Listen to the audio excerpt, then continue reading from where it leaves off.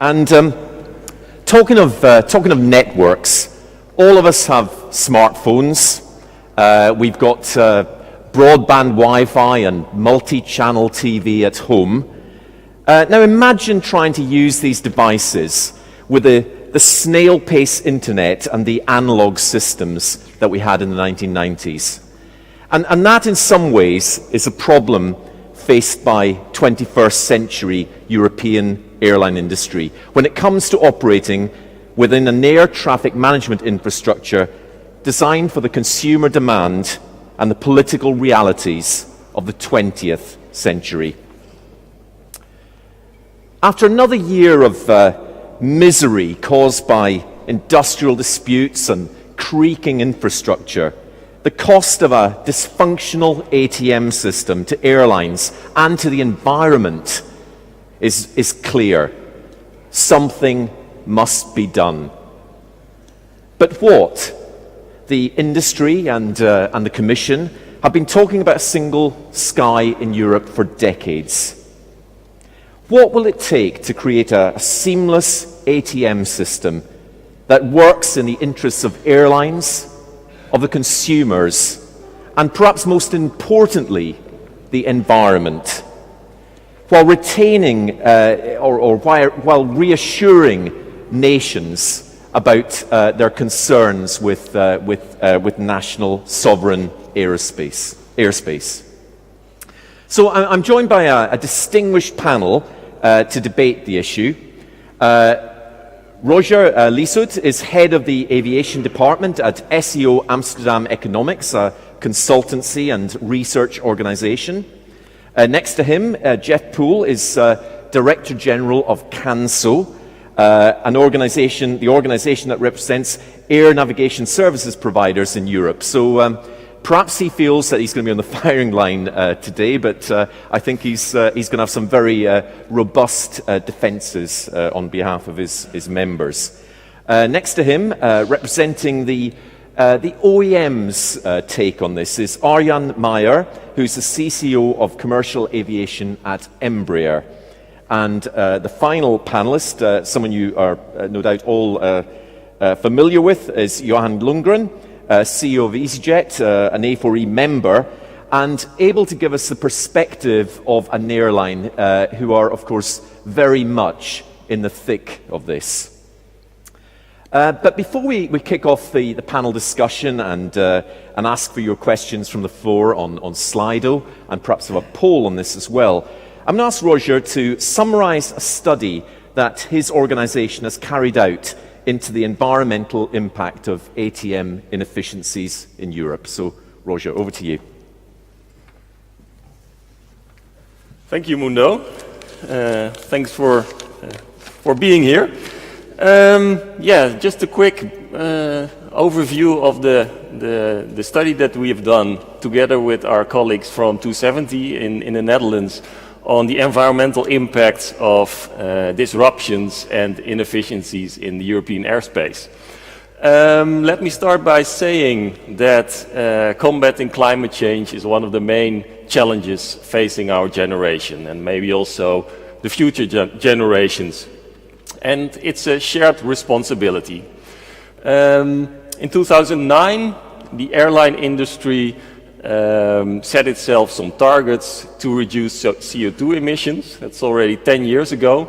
And one of these targets was to improve fuel efficiency by 1.5% per year. What we found in the study is that in Europe, fuel efficiency in fact improved by 1.9% per year over the last decade. This was realized by airlines through investments in new aircraft technology and also by improving load factors. Over the past 4 years, these investments and also these load factor improvements reduced or saved 20 million tons of CO2. You might think, well, 20 million tons of CO2? I don't know how much that is. It's a bit of an abstract figure. But to give you some idea, it it is similar as 1.6 million intra-European flights or 100 days of flying within Europe. So it's quite substantial. At the same time, we see that part of these efficiency gains are, you can say, wasted due to ATC strikes and also due to technical failures at air navigation service providers in Europe. You can imagine that strikes and also these technical failures lead to the closure of certain airspace sectors, which means that the ANSPs can provide less capacity than they would normally do, and that increases flight distances for the airlines. And of course that has a negative impact also on fuel consumption and CO2 emissions. What we found was that over the past 4 years, these strikes and also these technical failures at the ANSPs, those factors increased the amount of fuel burn in Europe by 22,000 tons, and this produces 70,000 tons of CO2. Strikes were responsible for most of these impacts. Technical failures have a smaller impact in terms of flight inefficiency. And what we also found was that 98%, so almost all of those negative environmental impacts, were caused by French ATC strikes and also by technical failures at French ANSPs. And that mainly is because, well, there have been a lot of French strikes and also because of the relatively large impacts of those French strikes.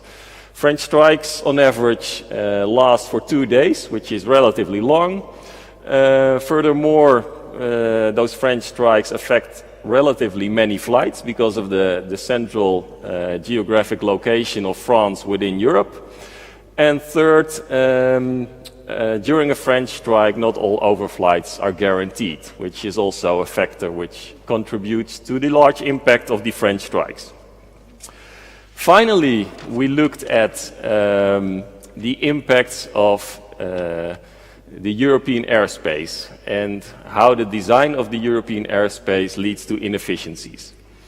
And you may well be aware of the fact that traditionally the European airspace has been designed around national borders, and flights fly predefined routes within Europe, and that leads to inefficient flight trajectories.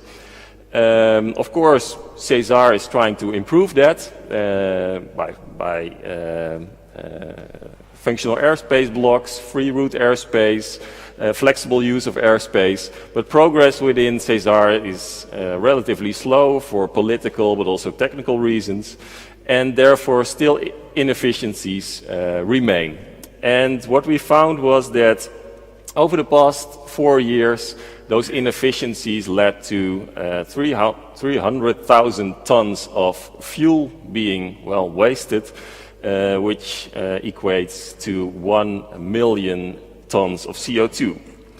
So to summarize, what we see is that the aviation industry improved its fuel efficiency quite considerably over the past decade, but part of those efficiency gains are offset by ATC strikes, also by technical failures at ANSPs, and also by the design of the European airspace. That's in a nutshell our report. Thank you. Thank you very much. Thank you, Rogier. Before we get kicked off, we've got a poll question, which I'll just ask my colleagues to tee up. If you can vote for this on your Slido. What measure and policies are more promising to boost the sector's sustainability? So airspace reform, sustainable aviation fuels, hybrid and electric aircraft. So very much a question relating to perhaps the key theme of this, which is the environment. And as the votes come in, perhaps aptly, as we're on an airspace-related panel, airspace reform is in the lead. But just as the votes come in on that, let me start by asking Johan. As I said, you're a. Excuse me for a short interruption. Sure. Today I'm here to ask you to please take into account the damage aviation causes to our climate. We're looking here at a poll. What measures and policies are more promising to boost the sector's sustainability? And none of the options says less flying. Okay, thanks. I think I you understand made the point. it's your job as CEOs of airlines to maximize profits without taking into account that we should stay grounded. We should fly less. This is the only solution. My only question is, take into account the people suffering from climate change now and in the future. It's your moral obligation if people are suffering. And we'll talk about it if you give us a chance, please. Thank you. Thank you. Well, thanks very much for making that point. I guess it's an issue that we are here to debate. Let me start, before I was so rudely interrupted, by asking, you're at one of the biggest airlines in Europe. You're right in the thick of this. From an airline perspective, just paint a picture of how this affects you, and perhaps answer the question: is this something to do with? Is the cause of this political inertia? Is it technology? Is it why does this problem exist, and how can we solve it?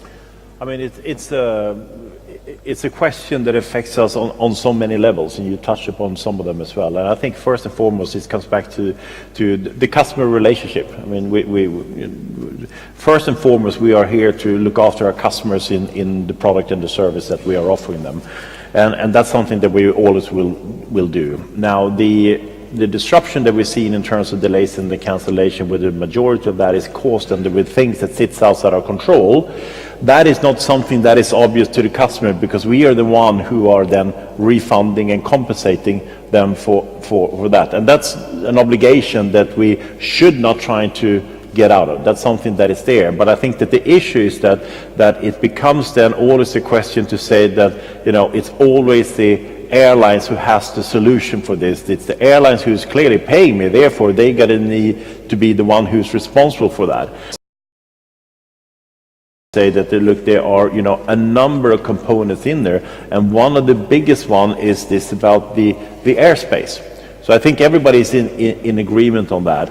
Then it becomes then the fact to say that, well, what are the things that we can do? And that's the work we do with A4E, to highlight the issues that we believe that is simply just not working at this point in time. So, we did our own study on this, and we took in easyJet our 10 most popular routes, the 10 busiest routes that we have within the network, and we said that if we could fly straight between these routes, and if we can fly at the right altitude, the cruising level that we could do, we would see that we would have an 18% reduction in carbon emissions. And that's not a theoretical model. That's something that we see exists within what we do. And whilst every airline, including ourselves, we are fighting for every single gram of what we can cut down in terms of the CO2 emission, that gives you a little bit of an idea about the price that exists in here,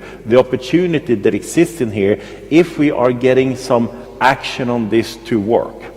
Because at the moment, I don't think that anybody is disputing the fact that this is not optimal, but we need to go from the idea that we sit and talk about it, that we are seeing and recognizing the issues in here, and for the sake of the environment, that we need to get to the bottom of this, because as I said, this is not only a cost to ourselves and an inconvenience to the customer, and a cost to the customer, because these costs will be added on to fares for the whole of the industry, but also an issue for the planet.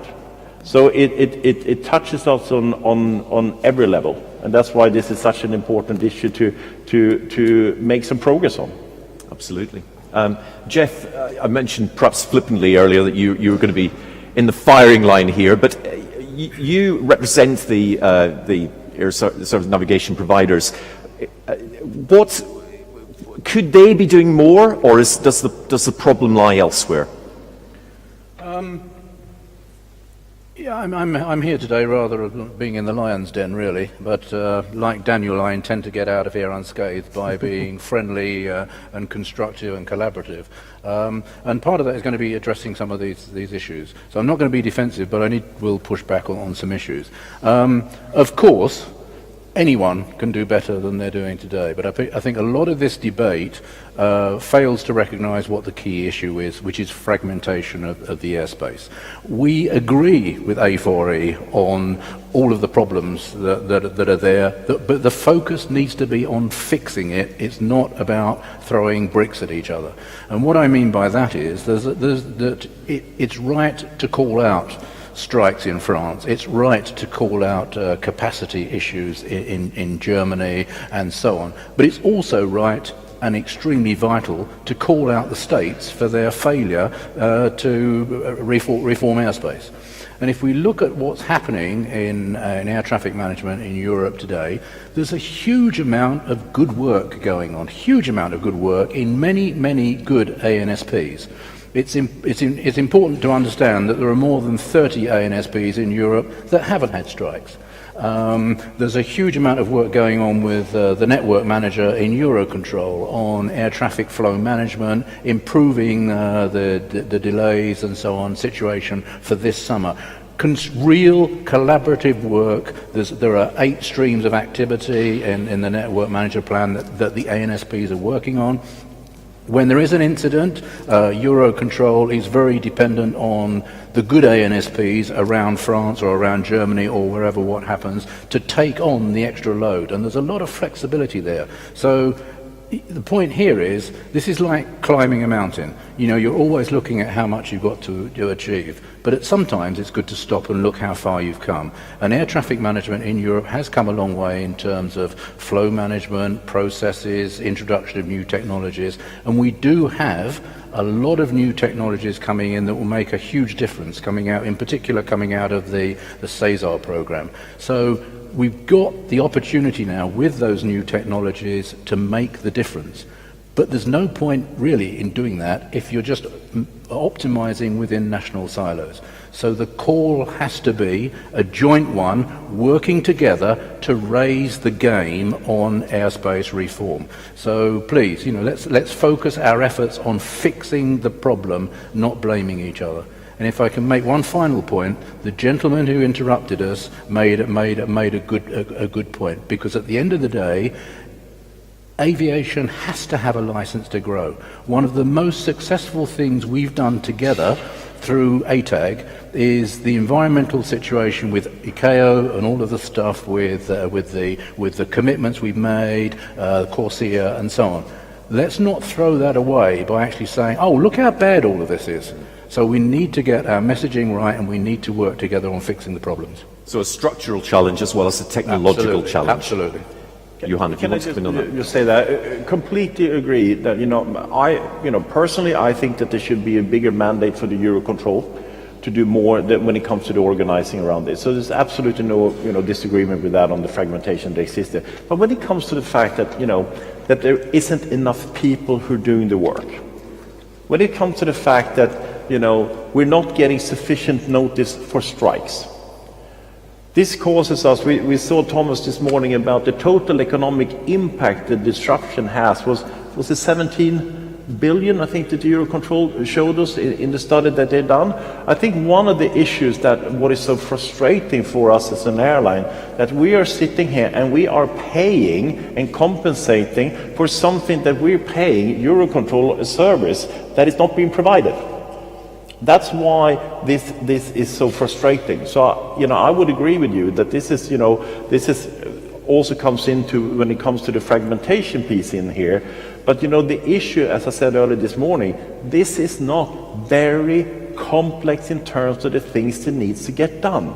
But the political willingness to go from, yes, we agree, to get this done needs to happen very, very soon. Because otherwise you go into the situation where you said that actually you are then you are not growing because you are fundamentally dealing with a system that is dysfunctional. And that's not the right answer on growth. Okay, excellent. Arjan, I want to bring you in here. Now, you represent on this panel at least the OEMs and the OEM view.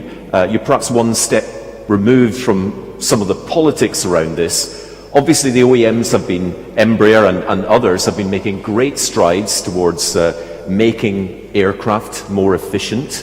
What is your take on this?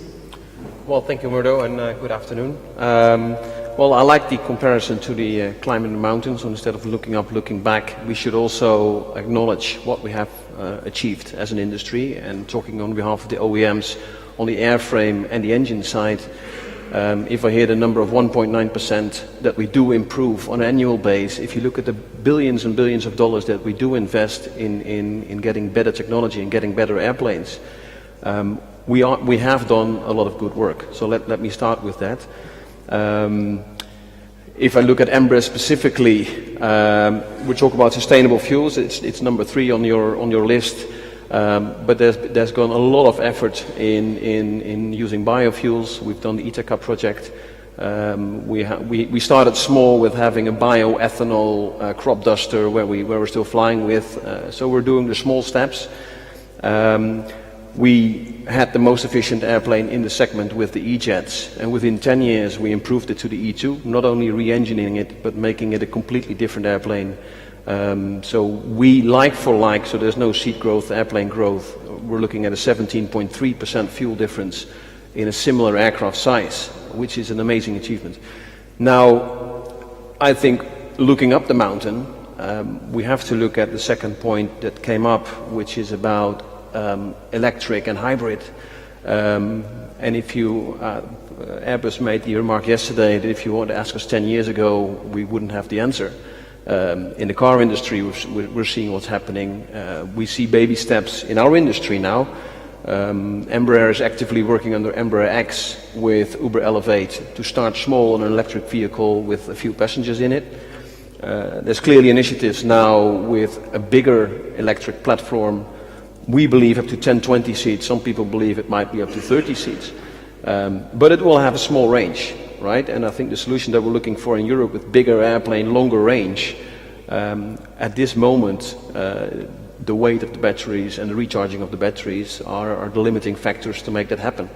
So from an OEM perspective, we need to keep doing what we're doing with the innovative strength that we have available to keep the improvement that we're showing over the last couple of years. And from an Embraer perspective, we believe that with our latest platform, we can offer right-sizing opportunities and allowing airlines to further increase load factors and to fly more direct point-to-point routes, which is, in the end, that's the best way to lower your CO2, not flying through too many points. I mean, just like your car, you want to drive A to B in the shortest way.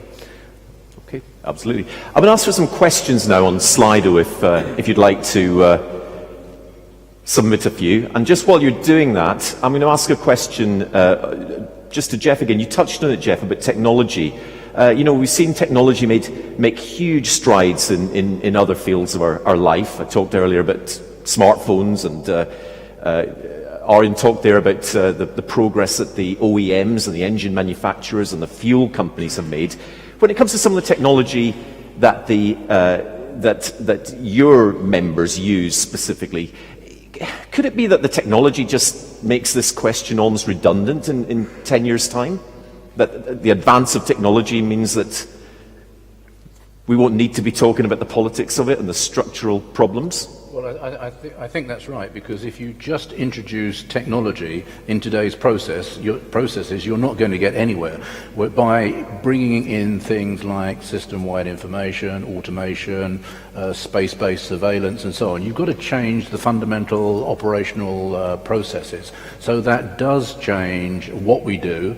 it will change who does it as well, and a number of things there. So we're beginning that transition now. We've always talked about the need to transform airspace and airspace management, and the technology is a driver for doing that. But again, we've got to use that technology in the right way, and the reform of airspace management is fundamental to enable that to happen. We don't want to continue with the phone box on every street corner in the day of the mobile phone. Indeed, and as the questions just come up, you talked about shifting the focus to solutions. What do you think specifically of the solutions of the proposals from A4E that we heard about this morning? Are they workable? We've got to open up to a more competitive type of environment in air traffic management. We've got to introduce the new technologies.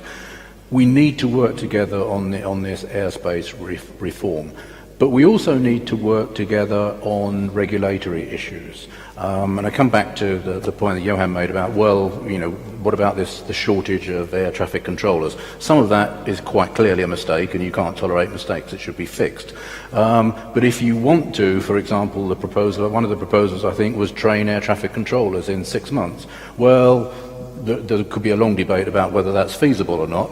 But even if it was feasible, we need to change the regulation, because the training of air traffic control as today is based on the regulations. So we need to get the regulation right, and we need to work together on some of the economic regulatory issues as well, because one of the reasons we're suffering capacity now is because of the airline focus on cost over recent years. And you can't turn on air traffic management like a tap. It's a long-term business. So we need to work together on the forecasts. We need to agree on the capacity that's required, and I think most importantly, we need to be agile about that by continuing to work with each other. I think it's fundamentally wrong that we set economic regulation for 5 years, for example, when in 2 years' time we'll have a different view. We know it will be different in 2 years' time. So we need more agility to be able to move together. But moving together, I think, rather than using completely different economic forecasts, and either benefiting or suffering from economic regulation, is not the right way to go. Right. I just got to say that that focus on cost is something that has come millions of our customers to benefit. One should be very, very clear about the fact that to run an efficient, absolutely critical, I think, to be able to make sure that you have the means and the resources to invest in new technology. That's why that cost component is important, and there are plenty of millions of customers who like that. There has not been an incident where we seriously can say that the problems we're seeing here is down to the fact that the airlines don't pay enough. I think we are paying, the aviation sector is paying, 10 billion to Eurocontrol in total. So there's a huge amount of money that goes into this thing. And my concern is just that this takes a too long time, and we just got to get some actions now from the people involved here to start doing things. And you talked earlier about the potential, we heard this morning about the potential of the environmental benefits of this. We had our guest presenter bring this up. What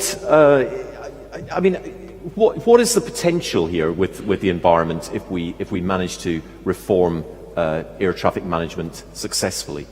Disruption disappears. This is important. No, this is not about making a gain of a couple of percentage here and there. The disruption we see as of today disappears. The example that I had earlier, that just on the 10 business routes within easyJet network, that's an 18% reduction in CO2 emissions. easyJet has cut down its CO2 emissions, by 32% since 2000. We got another target to take that down to another 10% up until 2022 by investing in new technology, new aircraft, the NEOs and so on as well. But one has to understand that by getting this right, we will eradicate the disruption that exists today. Jeff, would you agree? I agree absolutely.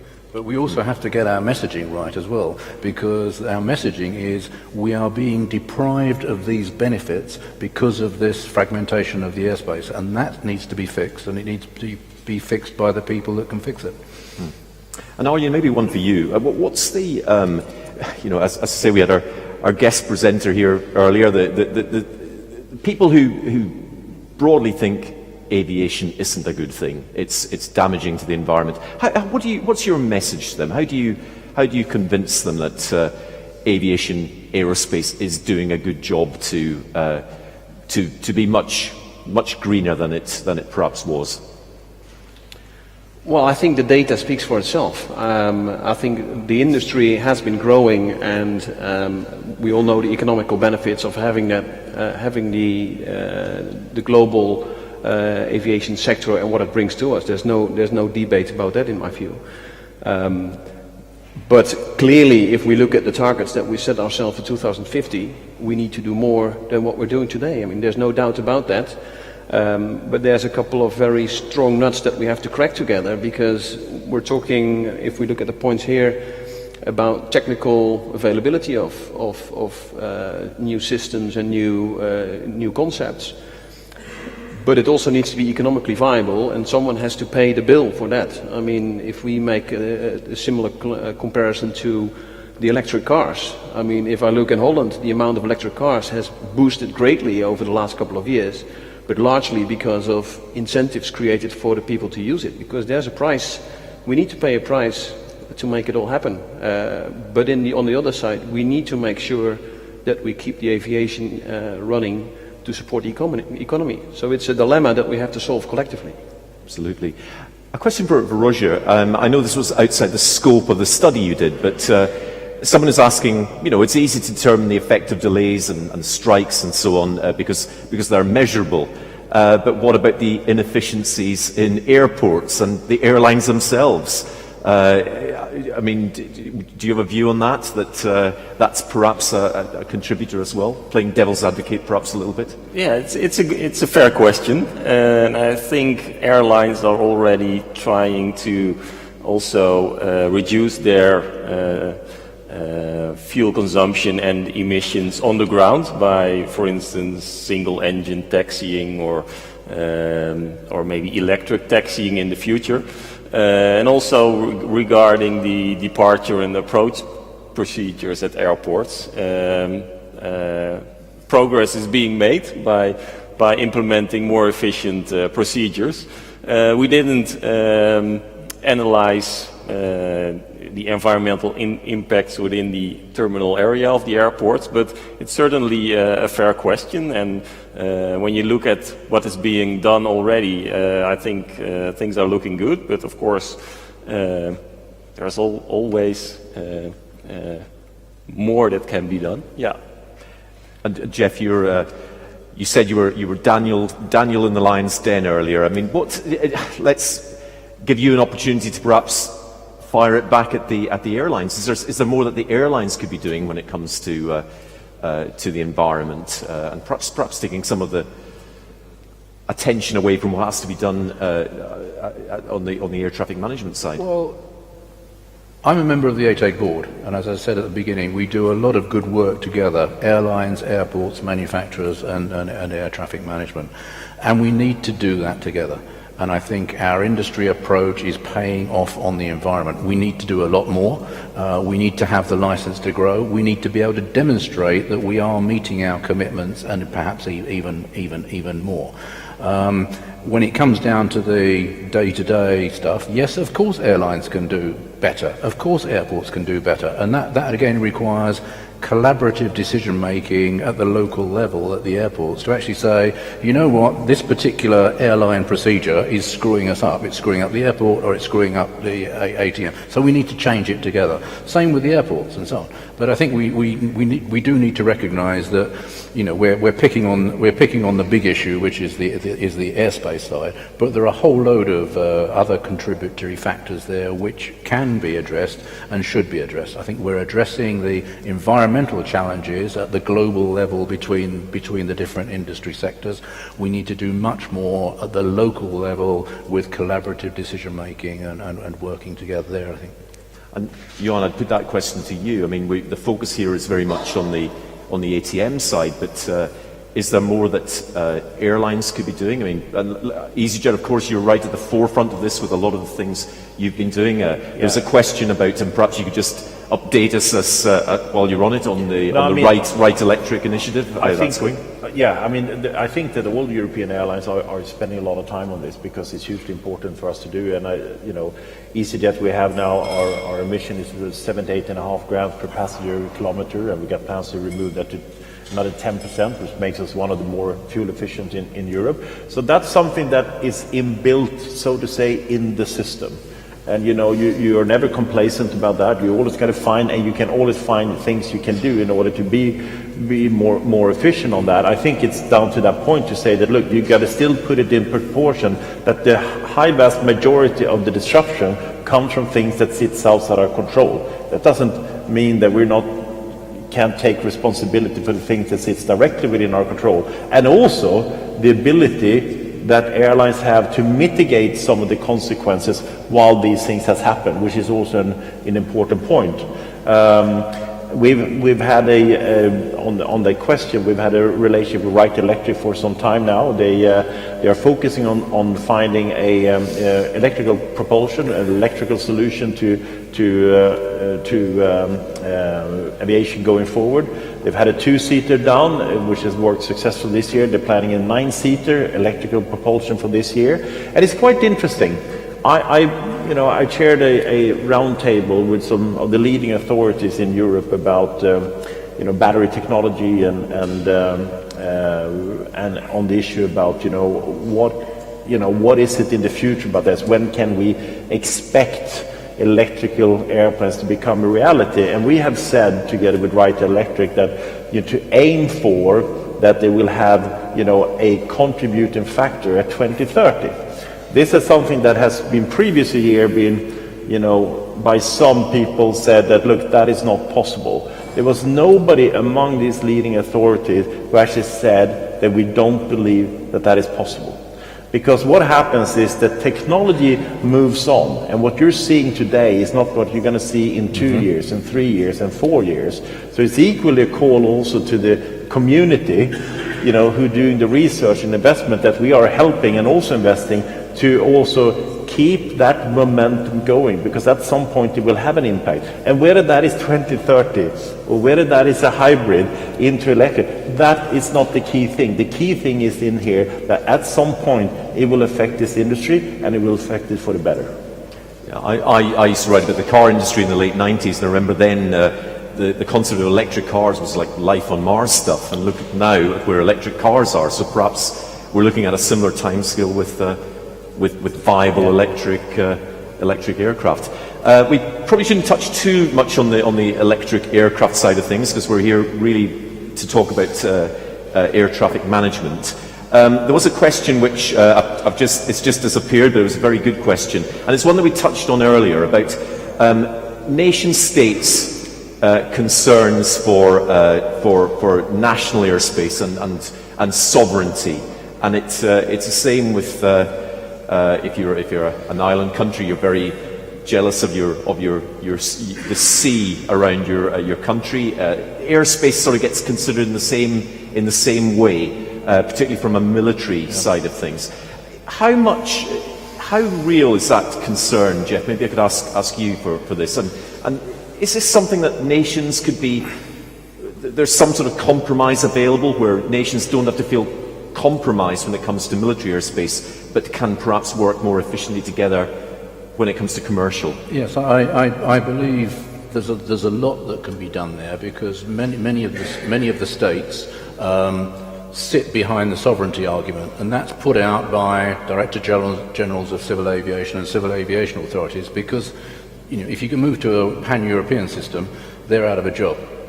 Fundamentally, and turkeys don't vote for Christmas. So we've got to raise the argument there, and the argument that states are responsible for their airspace. It is sovereign airspace, but it's a misnomer, it's a complete misunderstanding to believe that that means you don't do anything.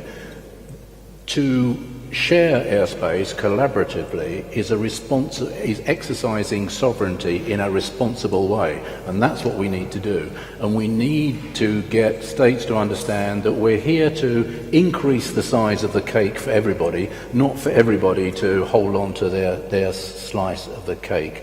And that's really important in terms of the sovereignty. On the military side, if we'd have been here 5 years ago, we'd have been talking about, can we even talk to each other? Can civil and military talk to each other? We've come a long way since then with flexible use of airspace and so on. But fundamentally, we've still got the same basic problem. Huge swathes of airspace that cause inefficient routings. But also some inflexibility on both sides as well, because if you had military people here, they'd be saying, but under the flexible use of airspace, we've been freeing up airspace, and then airlines don't fly through it because it's only available for 2 days, and so they prefer to route the way they've always routed. And so I think if we can continue the progress on flexible use of airspace, then we need to accommodate the military because there's no option but to do that, and it's a viable concern. But we can do that within a single European sky. It doesn't have to be, holding on to national airspace. And again, it's you need to understand how to use sovereignty in the correct way to achieve your objectives as a single European sky. You also need to work with the military in the correct way to achieve those objectives as well. Again, it comes down to sitting down and talking about it. And I think I'm looking at Thomas here, who's nodding his head. And again, this is an area where we should be working to get more closely together, I think, on these issues. We don't have anyone from the military world in our panel, unfortunately. But Johan, from the airline side of things, is this a red herring or a valid argument? This whole argument about national sovereignty and sovereign airspace and security, is that something that can be easily overcome as far as you're concerned? Well, I think it's to that point. I think that there's arguments that people are hiding behind in order to get down to fix certain of these things. I mean, that is about that fragmentation in the airspace degree. But then on top of that, you have the things that is easy fixable. Get people in to do their jobs. Make sure we do the proper thing when it comes to notification of strikes. Protect the overflying. Why on earth should we disturb on something when we are not even landing in the country because we can't even fly over? It is simply ridiculous, and it has nothing to do with that. I mean, on the other hand, at the steering committee meeting that we had this morning in A4E, we had Eamon Brennan there, who's the CEO of Eurocontrol, and he said on the military side, he said they have a fantastic relationship with the military. They're extraordinarily flexible around this, and they are helping out, and they are really somebody who's making good of what to do. So I think when it comes to people in the member states or whoever they are hiding behind these sovereignty arguments, I think it's a number of cases they're not dealing with the things they should be dealing with, and this is actually solvable. This is why this is so frustrating. This could be solved. And what do you think, we're coming a bit short of time now, what do you think realistically are the chances of solving this, or at least making it a lot better in the next, and let's say 3 to 5 years? What do you think on that? It has to become better. We have to believe we can fix it, because like I said, this is not a very complex issue when you nail down some of the solutions that we talked about this morning.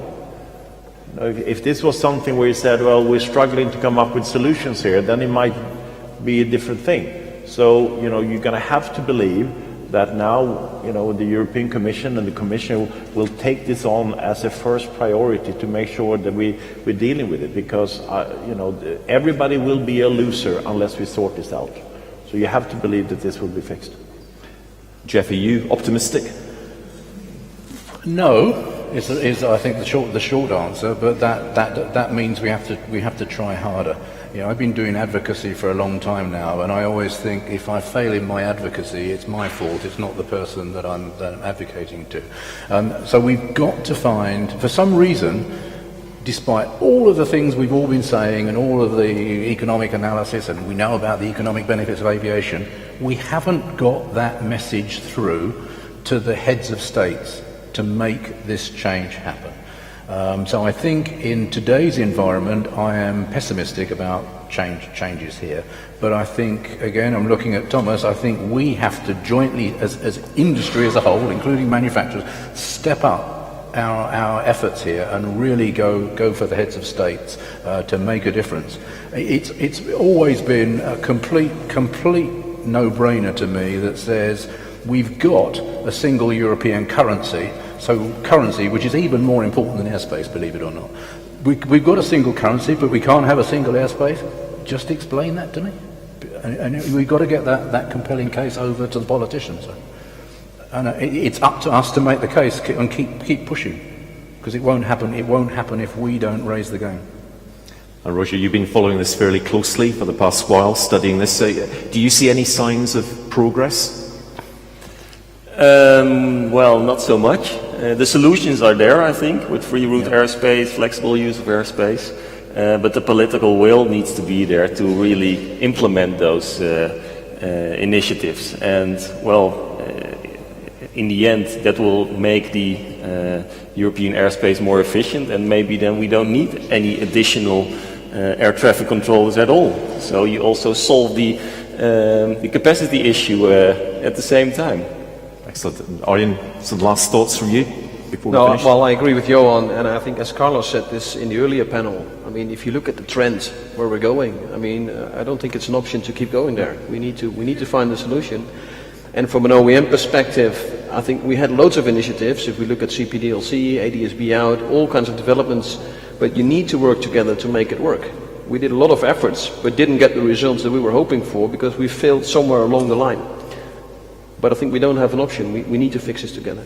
Okay, thank you very much. Well, we at least are going to have an on-time arrival, even if many airlines this summer may not, because of the problems we've just been discussing. So please thank me, please join me in thanking, you can thank me as well if you like, but please join me in thanking our panel. Thank you very much indeed. And I'd also like to just introduce our next panel, which is a future vision for EU aviation. And I'll let my colleague, the next moderator, Peter, introduce his panel. Thank you very much. Thank you. Thank you. Thanks very much. Thank you. Thanks, Johan. Thank you very much. Thanks very much. Thank you. I'd like to bring up the next panel, which is going to... Thanks. Well, you're coming with me on the flight, are you? Yeah. You coming? No, Good. Oh, yeah. Now I would like to bring up the next panel, which is going to talk about a future, and I think it's important to stress a future for European aviation, a future vision for European aviation, because a lot of what we've been talking about during the last couple of hours have been immediate operational problems. And is my panel going to join me? We've been talking about immediate operational problems, a lot of the things that airlines are facing now. We've been talking a lot about things that need to be corrected. But in order as Thomas said this morning, we're in a very political year. There are going to be elections coming soon. There's going to be a new commission that's coming in. This is a time when we want the politicians to be looking at this industry and saying, this industry has a value. This industry is important to us because it's promoting what we are trying to do, as Guillaume Fourie mentioned last night, connecting Europe, bringing Europe together, integrating it. They've got that ethos, they've got that desire. The new commission is then going to have to come up with a plan. It's going to have to come up with a strategy. But for a strategy to work, for it to be meaningful, it has to be driven by a vision. A vision, what is this strategy for? What are we trying to achieve? Where are we going to go? And to have that vision, I think part of it is we want to have the vision of our CEOs and of our panelists who have been engaged in this for a long time. We also want to talk about how do you give, as I think was discussed at the last session, how do you give the politicians and the policymakers the passion that they need to do to drive toward that vision? And then finally, A4E's job is going to have to be, over the next 5 years, giving them the discipline and execution, because the vision, the passion, and discipline are the things that will bring together and make the changes. We're going to be looking at a vision for European aviation of 10 years' time or so, we'll say 2030, when a lot of things that are on the table, a lot of the forecasts, show that we will be facing a lot of constraints, and it will need to have a vision to overcome those constraints, to create the strategy that will make the difference. And here to discuss this issue with you, as well as with me, are our four panelists. We have, let's see, I'll start from that end. Ihssane Mounir, the Senior Vice President for Commercial Sales at Boeing, one of the OEMs. We have Michael O'Leary of Ryanair. We have Carsten Spohr of Lufthansa, and Willie Walsh of IAG. All of them have been deeply engaged in this industry for a long time. All of them, I'm hoping, have a vision. What I'd like to do is I'd like to start by saying not how you think the industry will be in 10 years' time, but what you would like it to look like. How the parts, if you had to create that vision for the next strategy, for the next commission, what would that vision be for you? And there will be differences of vision, I think, between among you. But I'm going to start first with Mounir, in part because Mounir is one of the people who is spending a lot of his time doing the forecasting. And the forecasting leads into looking at some of the issues that might come up. Would you like to start? Thanks, Peter. I mean, before talking about the forecast, I mean, you got to look at what the industry has achieved in Europe for the last 10 years. If you look at it back in 2008 and how traffic has evolved and how the capacity has evolved since 2008, it's the traffic flows have increased by more than 90% intra-Europe. That's almost doubled. And when you look at the capacity that got thrown at it to get it to those numbers, it was barely 20%. So when you see that, it's primarily the efficiencies that the airlines have driven. They've managed out of 20% extra capacity to double the traffic flows. Some of it is infrastructures, but it's primarily the airlines. And when you look at the efficiencies that the airlines have been able to achieve, 2013 profitability was nearly about $1 billion in Europe. 2018, close to $7.5 billion. Again, the efficiencies driven that got to that profitability were the airlines primarily utilizing the assets better and using the networks better. And then when we do our forecast and you build on the GDP growth and the consumer purchase power going forward, we believe that in 2037, or between now and 2037, that there's a forecast for another 8,500 units, and that is for the 49 installed units today. More than 53% of that 8,500 would be replacements of current equipment.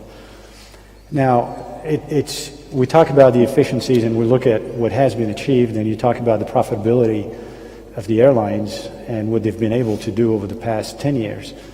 But to me, something that's really intriguing, when I was working in Northeast Asia and working in China, I asked our friends from Ryanair actually to go to China with me to talk about how aviation is not just about moving people, but it's also connecting various economic sectors and various economic zones and bringing wealth from one region to the other and helping one region develop over the other. And that is a benefit that has not been factored into what aviation brings in. To me, it was very eye-opening because China is in the process of constructing its system, whether that is at the infrastructure level, whether that is creating what has happened in Europe.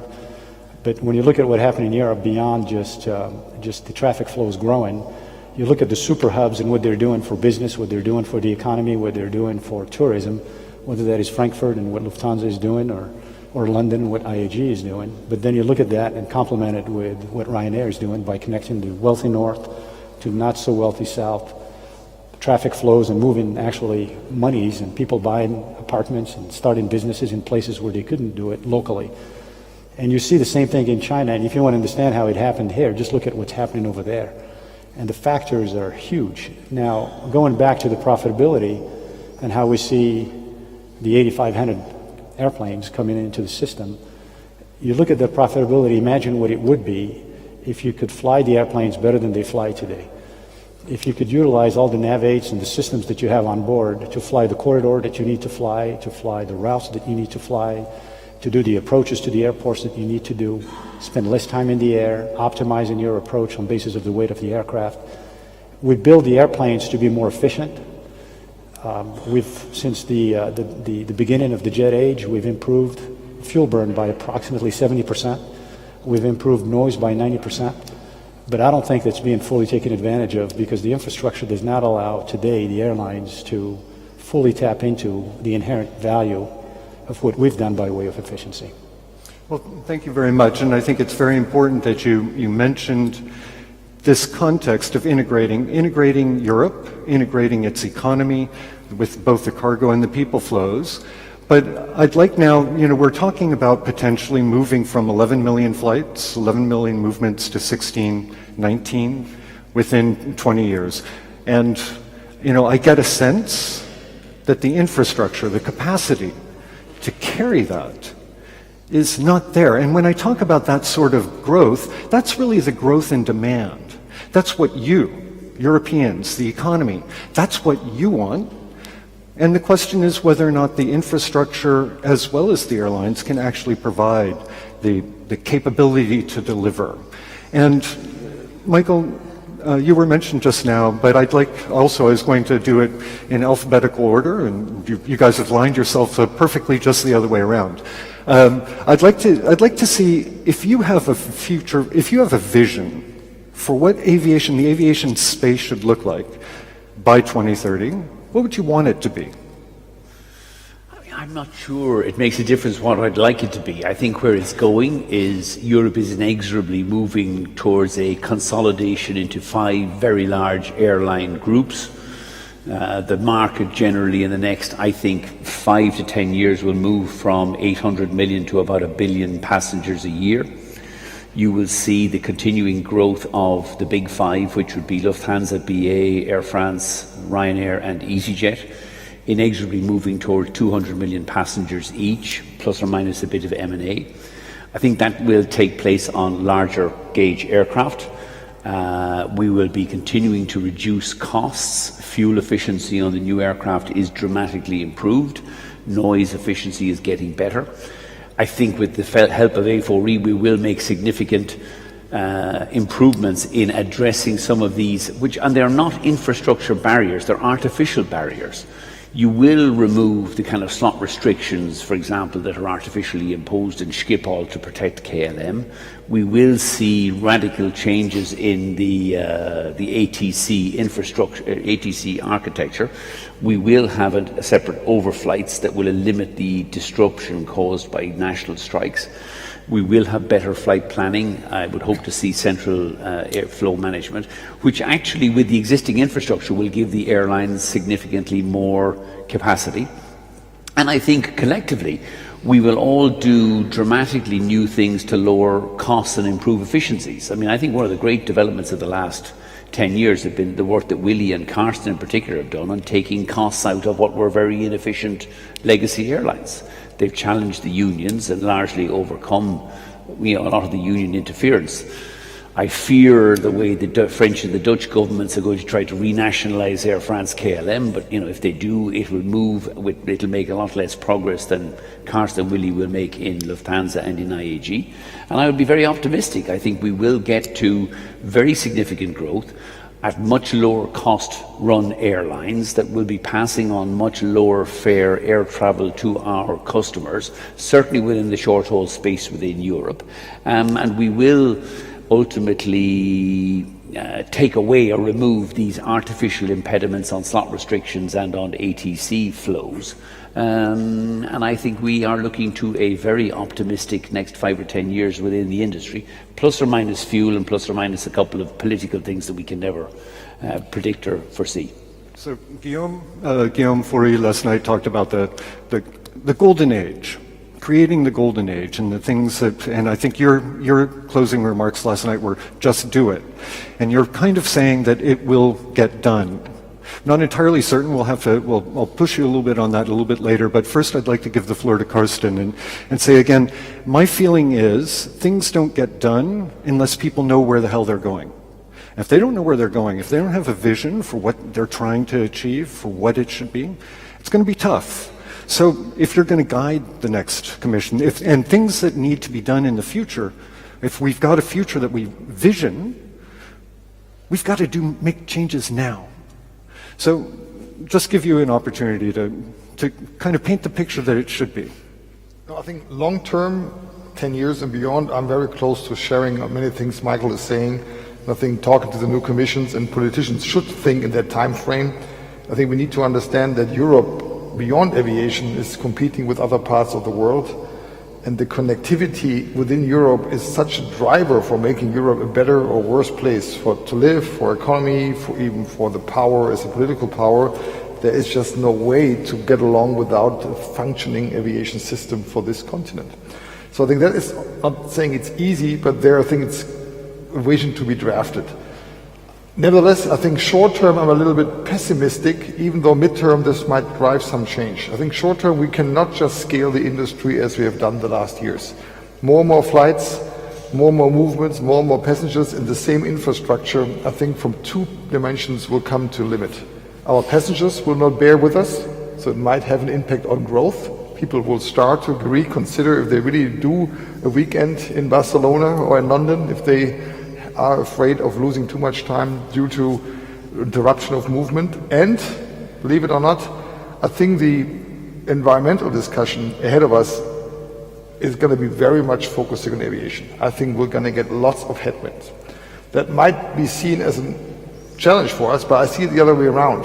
The inefficiency in the system, the way we basically put burden on the environment just because of inefficiency, I think will drive politicians more to move than us missing a few percentage points in profitability, passengers losing a few hours of travel, or whatever you would consider the current challenges. Eventually, I think there will be a discussion on almost a higher philosophical level. Can politicians allow that we pollute the environment 5%, 10% more than we have to just because we don't get our jobs done?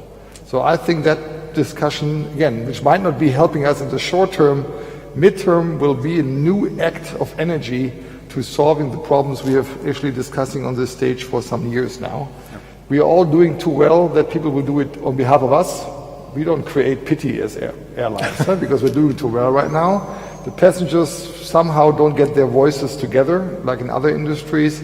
So I think the environmental discussion could be a driver to basically overcome the challenges to end up with the vision you have.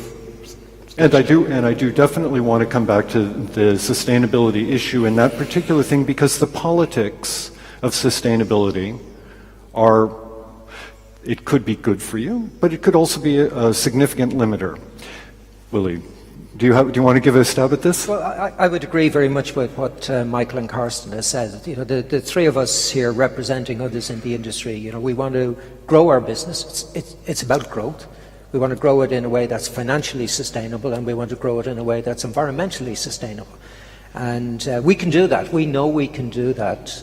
But we need the EU in particular to step in and address the areas that they can control, the ones that we've been talking about today. You know, we need to sort out the ATC system in Europe. We need to have effective regulation in place to control the monopoly activities of airports, because all of these will be impediments to our financial sustainability and to our environmental sustainability. And Carsten's quite right. You know, I've said this for many years. The CO2 that is produced by inefficiency in European airspace is a scandal, and it should be addressed, and it can be addressed. And you know, we as an organisation, A4E, we came together to highlight, you know, these issues and to highlight the solutions that are available to us in the short to medium term. Right. It doesn't require massive investment. It doesn't require any real change in thinking, because all of the thinking has been done and a lot of the investment has been made. A lot of that investment, unfortunately, is wasted. You know, you look at the aircraft we fly. So I started flying 40 years ago. You know, the aircraft that I would fly today if I was still flying is completely different to the aircraft I flew on when I started. But yet I still follow exactly the same routes flying through the airspace.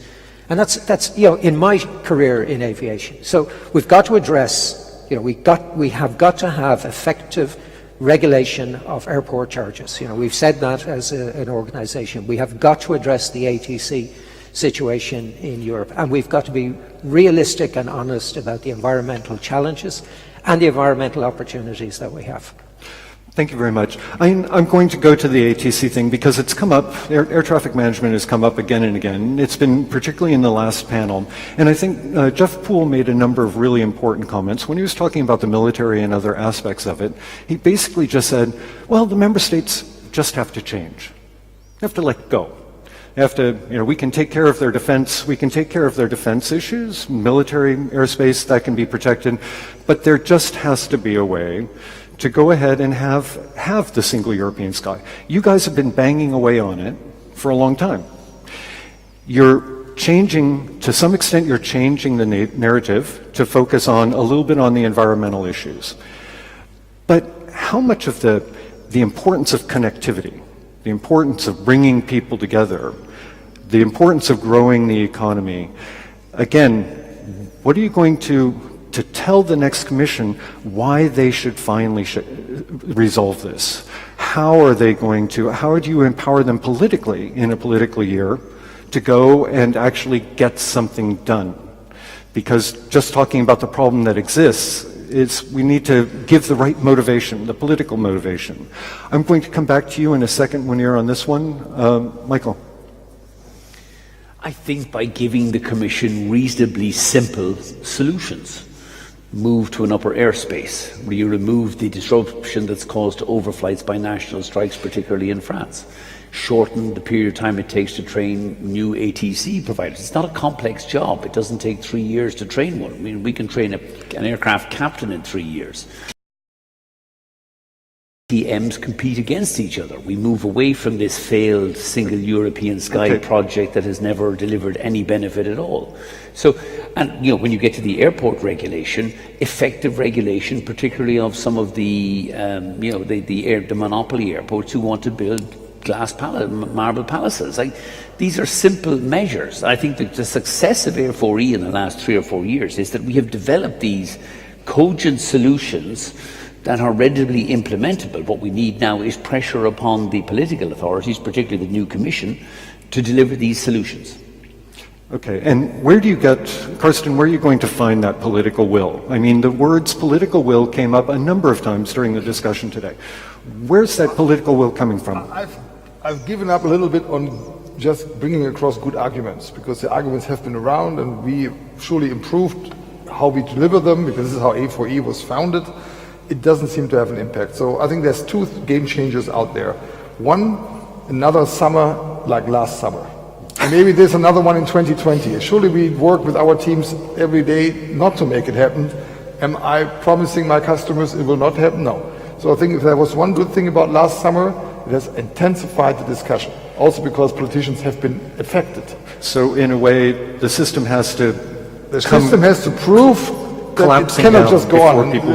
Whatever the airline people or the aviation people are not just...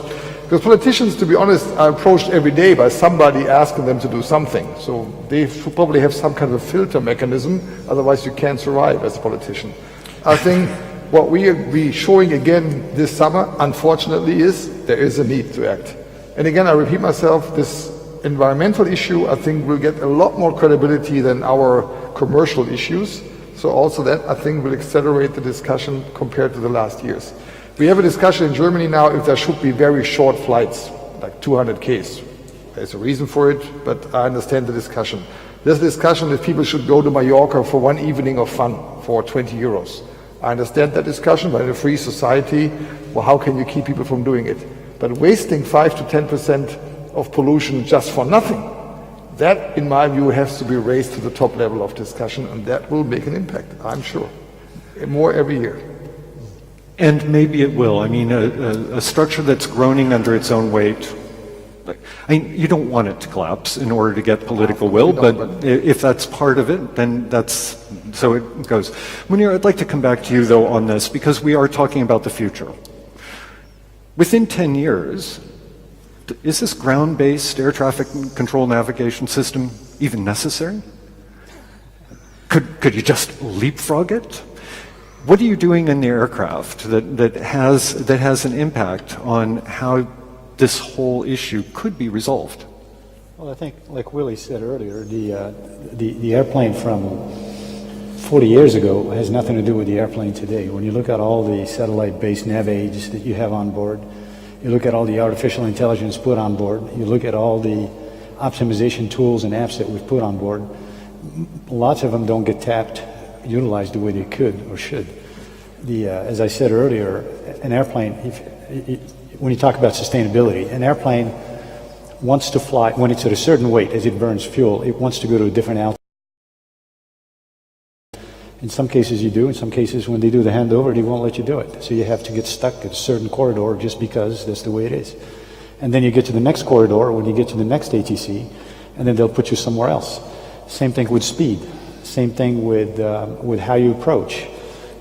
You get to an airport, and then depending on what the infrastructure is like and how they're doing their throughput, you may be hovering there on a standby for 20 minutes, 25 minutes, while you could actually use some of the R&P capability of the aircraft. You can use some of the performance-based systems that you have on board of the aircraft to land concurrently with other airplanes. You can approach the airport with all the visual nav aids that you have on board to land in the fog, to do all kinds of interesting things today with the existing aircraft that you couldn't do before. But the infrastructure doesn't allow it. So you could definitely, from a sustainability standpoint, spend less time in the air, fly the airplanes in a more efficient way with all the tools and the apps that we have, and you could definitely land and approach in much more efficient ways that save on fuel, that save on noise. The airplane can do a lot today that it couldn't do before, and I don't think it's being utilized the way it could be or should be. All right. And Willie, would you like to come in on this one thing on the technology and how you could do this, and as well as if Ihssane's view of what an aircraft can do in terms of navigating in space, you also have to navigate on the ground. And there are the Eurocontrol report about challenges of the future talked a lot about some of the constraints on the ground, just the physical constraints. I presume you deal with that. The other thing that I'd like to ask you, just in this particular connection, Ihssane mentioned the handing off between air traffic controllers. Is that a safety issue as well? No, the first thing I would say is I'm much more optimistic about what A4E has achieved maybe than some, and recognizing we are only in place 3 years. I think in the 3 years we have made a big difference, and I think the real effects that A4E will have will be noticeable going forward, because we've been able to bring together the airlines in Europe with a common voice on these critical issues. So I'm actually quite optimistic that we will be able to exercise much more influence in lobbying, and that's what we did. We created A4E to lobby on behalf of the industry, particularly here in Brussels. I think, when I look at some of the issues we face today, Mike will be very familiar with this. Dublin Airport at peak is restricted by taxiways, not by runways. The impediment, the restriction that we have that is causing taxi times to increase to almost 20 minutes, taxiing out, is because of a taxiway.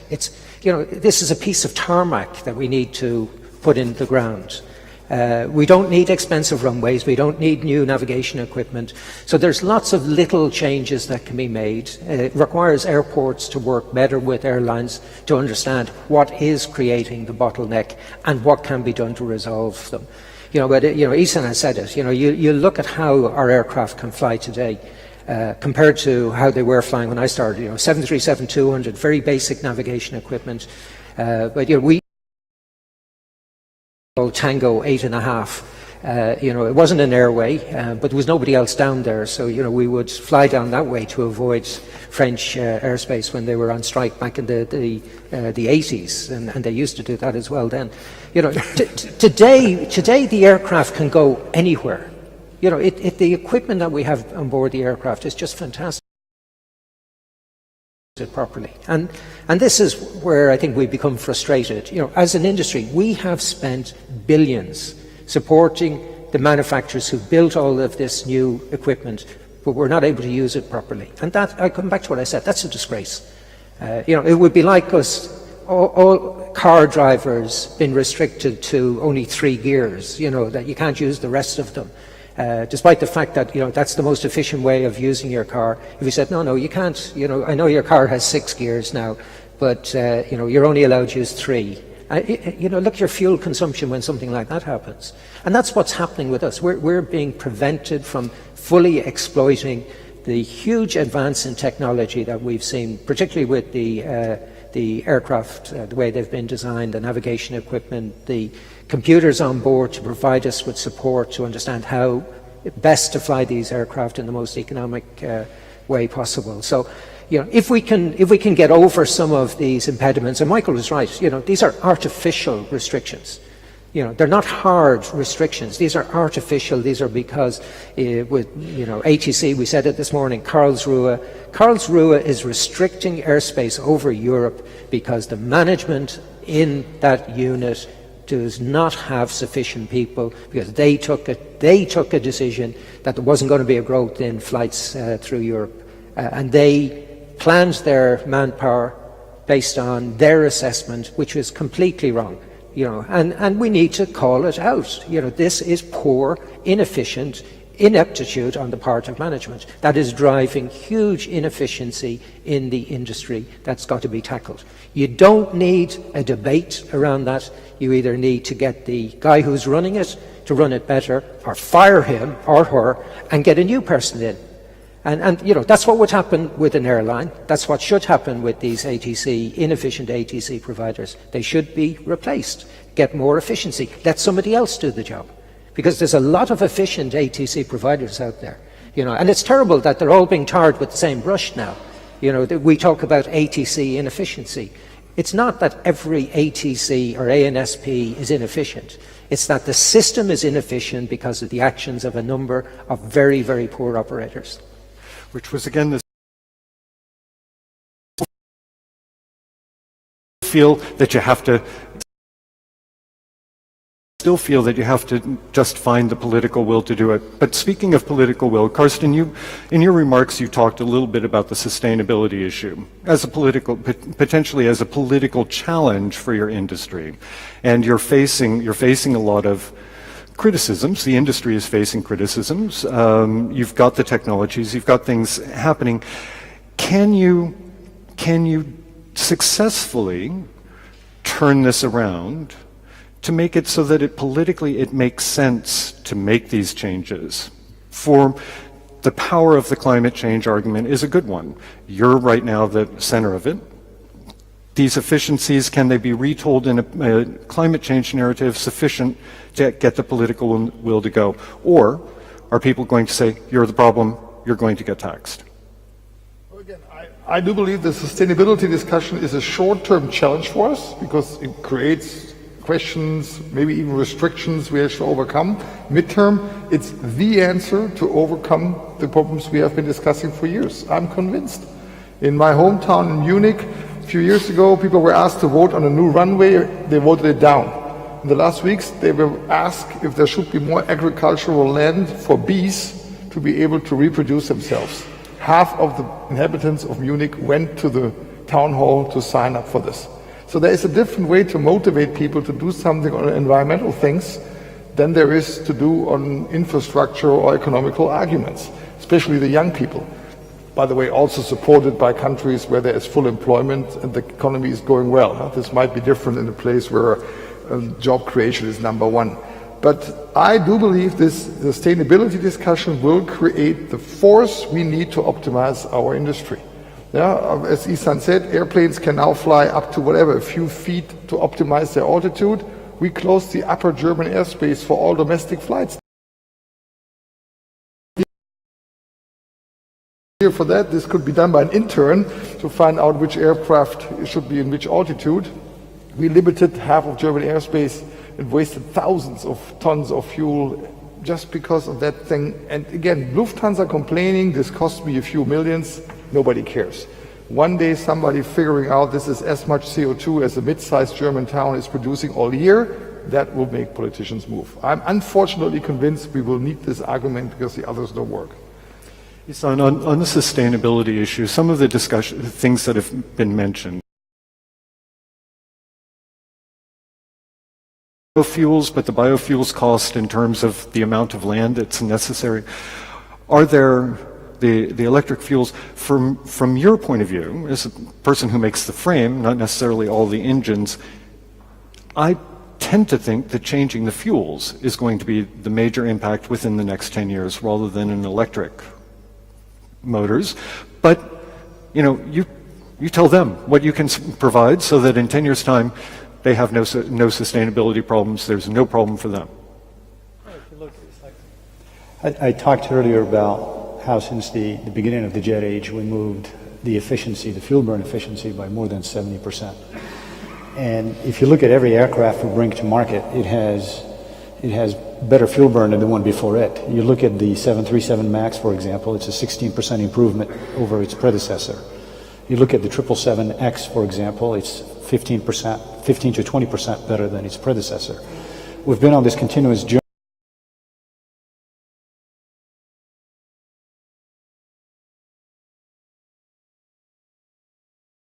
from composite technology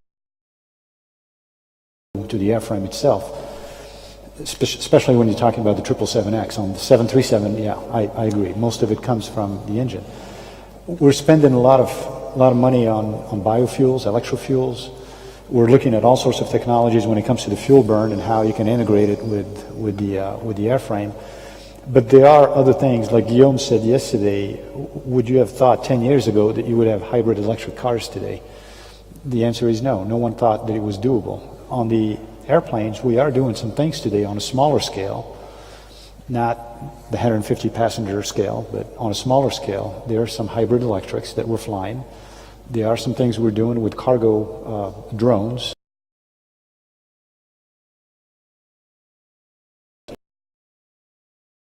We're doing in prep for getting to the type of technology potentially on commercial aircraft as well. But going back to the existing technology, and everybody said here in the panel, there are so many things, the Navate-based systems on the airplane today that are not fully utilized that could add another 5 to 10% efficiency on its own. You have the technology, you just have to be able to apply it, and you have to be able to deploy it. Not all biofuels require land use, so you know we're pursuing a waste to liquid biofuel, yeah, and there's hundreds of thousands of tons of waste that continue to go into landfill in many countries, including in the UK, that can be converted into a sustainable biofuel. Now, biofuels will not be the future. I think biofuels are something that can be part of the solution in the medium term. I think, you know, electric, hybrid electric, you know, that holds, I think, great opportunity, but it's a bit further away in terms of seeing a hybrid or an electric aircraft for a medium-sized aircraft or a wide-body-sized aircraft. You know, I think that's still outside of our reach for something that we will take along the way that will contribute to improving the situation. Okay, good. We do want to take some questions from you if you want to go ahead and bring them in. But in the meantime, I'll just go on to another issue which I think is important. Digitalization, it's been talked about before. It's part of the efficiencies. It's certainly things that you've been doing to make your own operations more efficient and your outreach to your customers. But how do they change the industry more broadly, and how do they change the customer, and for that matter, the cargo experience in terms of the efficiencies that can be made? One issue that a lot of passengers think about when they go into an airport is all of the stuff that they have to do in terms of what they call security. It's a number of different things. In 10 years' time, is that experience going to be completely changed? Yeah, no, I think it has to, you know, because there are so many opportunities available to us. And you look at the changes in the last 10, 15 years, you know, I can't remember the last time I went up to a check-in counter at an airport, because I check in using the app all the time, and more airlines have an app, and if you don't, you'll find that there is efficiency at some point in time in doing it. Boarding the aircraft, we're now using self-boarding gates. It'll be biometric gates soon. So, technology is making a difference. It's reducing cost and it's improving the experience for the customer. And we know it can be done from a security point of view. That is a bit more challenging because politicians need to make the decisions in relation to what gets done at the airports, and they're always going to be, I think, much more risk averse than those of us who manage risk on a daily basis are used to doing. But it is making a difference, and I think it will continue to make a difference. Okay, let's give the audience a little bit of a chance here as well. Vision of panelists on addressing the gender imbalance. It's an interesting way of a vision or a picture of the future. The question about, we've been talking about emissions and the change between them, but the question about growing aviation emissions, is that inevitable to the extent that you substitute fuels? Maybe not. Rather than rate the current Commission's success in developing the EU aviation market, I'd ask, what do they need to do in the next 5 years? You've got some very practical suggestions, but is there anything else that they need to do that's critical beyond the things that you've just mentioned? And Ihssane, for you, you talked about drones, and drones are going to be largely within the city, but managing within the city is going to take an entirely different way of managing the traffic flows. Are application of AI and all those separation things that you can do on the plane, will that be generalizable to the interurban? I mean, when you look at the drones, it's a whole new fascinating area for us. I mean, you're looking at, you do have to talk, for us in the US anyway, we're in constant discussions with the FAA in terms of how do you regulate that, how do you make it safe, how do you put some standards and so on in place. But we are experimenting with it inside the company. We're looking at moving some parts around the factory and so on with drones, small parts, like 25 pounds parts. And if you start doing it with 25 pounds, you can do it with something else. We have our echo demonstrators that we've been showing some autonomous flight capabilities, like takeoffs and landings with fully instrumented takeoff and landings with the pilots not touching the commands and watching how that goes. And we've done it with the 777s, with cargo airplanes. And the goal of all that is to put regulation in place that make the flying safer. There's so much to learn from it that you can apply for pilot fatigue, that you can apply for optimization of flights and so on. So we're really getting into that, and we're learning quite a bit from it. Well, just going directly from that to the last question. Carsten, do you think that single pilot operations are possible in the near future? Well, it's already happening in small airplanes, as we know. I think it's a 9-seater limit right now. I think when it comes to cruise, it will happen eventually. We don't need necessarily always 2 pilots being fully awake in cruise if there is a backup through the system, or the other way around. But I don't think that medium and large size airplanes will be boarded by people who are just seeing one pilot in the cockpit in the next years. Even though it's technically feasible, I think it's just something where flying is still something we trust our lives to, an environment we don't feel safe at. It's only done safely by aviation, so I don't think that will happen now. Okay. I kind of like the question about the next transport commissioner, one day for one decision. What would that decision be? And I think that would be a great way for us to close out. But I'd ask you, when you say that decision that they need to make, thinking in terms of the decision that's made today will affect the future in 10 years' time, definitely. Willie, do you want to start that? It's very simple. The new commissioner should do everything the old commissioner said she was going to do but didn't do. All right. Okay, fair enough. I'm sorry, Carsten, your thunder was stolen on that one. What's yours? I'm afraid I have to go back to air traffic control. I think they should probably give us an environmental goal how to optimize air traffic control systems, and that will create energy in the member states to do finally what should have been done years ago. Michael? I would, I think Willie's is the best answer, but I would deregulate air traffic control.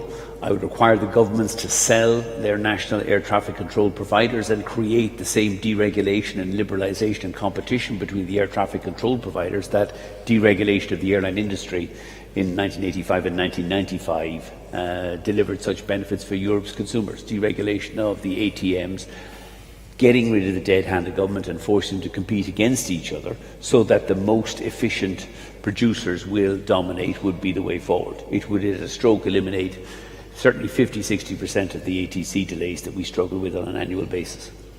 So those are political and operational delays, not structural? No, nothing structural at all, it's political. Ihssane, aside from the one decision to be everyone goes and buys Boeing, but I will do everything these three gentlemen would like me to do. Give them another cheaper aircraft. You should work in sales. We're going to start negotiating now. Hang on.